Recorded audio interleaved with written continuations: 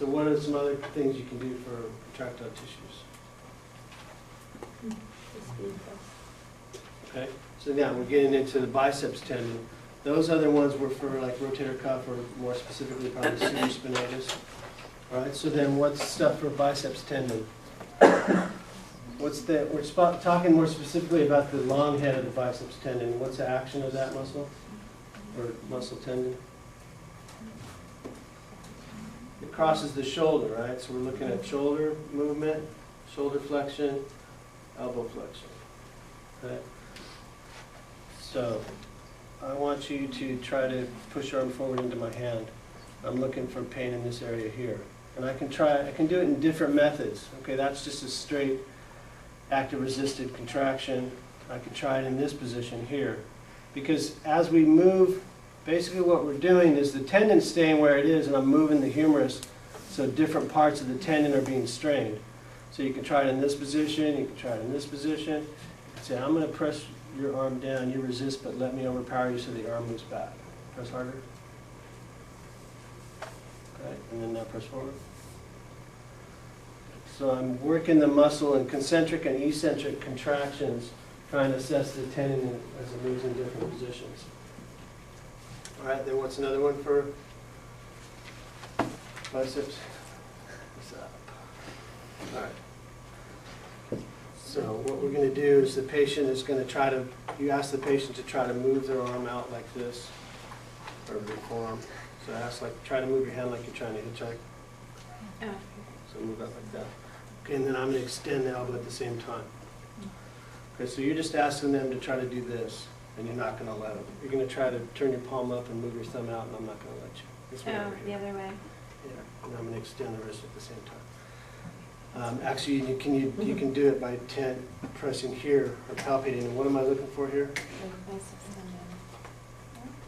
Yeah, it's a biceps tendon, but a specific thing you're looking for, because we're assessing that transverse ligament. We're looking for the tendon to pop out. Okay. All right. Okay, so anything else for... So we were doing active resisted tests. Now when we talked about the shoulder joint, what are the functional joints of the shoulder that we talked about? When I say the structural ones would be like glenohumeral, acromioclavicular. What are the functional joints of the shoulder? Okay, so what goes through that subacromial space? What's that? Talk a little louder, okay? Have a little more confidence. You know what it is, right? Supraspinatus. Okay, supraspinatus. All right. So, is there any tests that we can do that are going to narrow that space? Most of the time, when we're trying to narrow a space, we're talking about neuro stuff. But in this case, it's not a neuro. It's more of a tendon contractile thing. So, what are the tests that we talked about for narrowing or shrinking that subacromial space? Okay. How do you do that one? Okay. So you put the arm near the ear, and whenever you do an impingement, it's always going to involve internal rotation because you're moving that greater tuberosity into position more. Okay? So we'll do it on this side. All right. And then what's another impingement test? Or to back up, what are we looking for when we do that? Pain. Are we looking for numbness or tingling? No, because it's not a nerve type of an issue. Although, you know, they could if they have thoracic outlet or something going on, something else. Okay. So then what's the other impingement test? Okay. Hawkins Kennedy, how do we do that one? Flex forward to 90, internal rotation. And then, you know, maybe you could try it in different positions. Okay.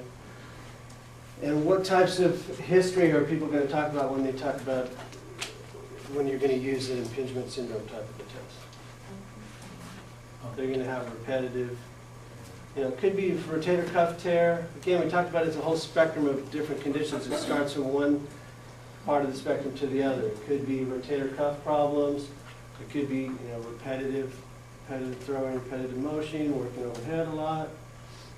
All right, and then if it's just impingement syndrome, what are they going to describe? When you do these special tests, let's say you do, if you're trying to differentiate between rotator cuff versus impingement syndrome, you're going to do these different tests. How is it going to differ between the two? Impingement one is that it's activated when you do the motion. Yeah, so what kind of things in their history are they going to mention? If it was an early stage impingement syndrome condition, what would they be saying that when does it bother? After the activity. After the activity, or also only when they're up like this. Okay. So then you're going to do an impingement syndrome, and they're going to say, you know, I only have pain when I do that, only when you do that. Whereas if it's a more of a chronic type of thing, degenerative rotator cuff type of thing, then what are they going to say? Pain at night. Pain at night, hurts all the time, it doesn't matter, it even hurts when they're dead.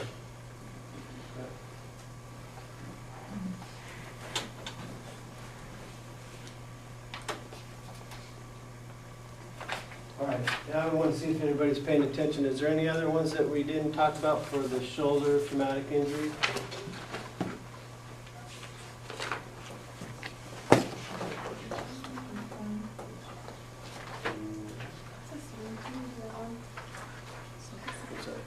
I forgot what it's called. It's that you did a Kennedy. Apprehension. Apprehension? Yeah. Yeah. So like you're pulling down like this, and you're looking for a loss of the roundness of the deltoid. Okay, and then there's another one. Fagans, you can either do like this.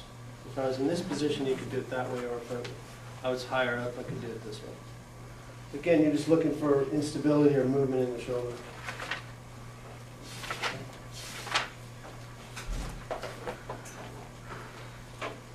All right, then there's one more test for labrum.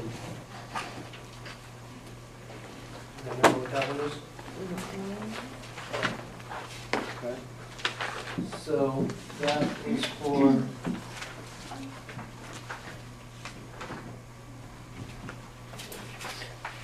so it's also if it could be a labrum problem or what other problem could it be? What other type of like a traumatic joint instability problem do you have in this area here? AC. Okay, so we're going to do in this position here. I'm going to press down, don't let me move your arm.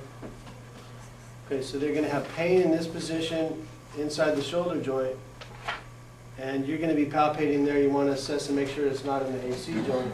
And then what do I do next? External rotation to the second position, and now don't let me move that down. And then now the pain should go away. So pain in the first position that goes away in the second position is typically going to indicate a labrum tear. What's the name of this test? Brian's test is on page 67.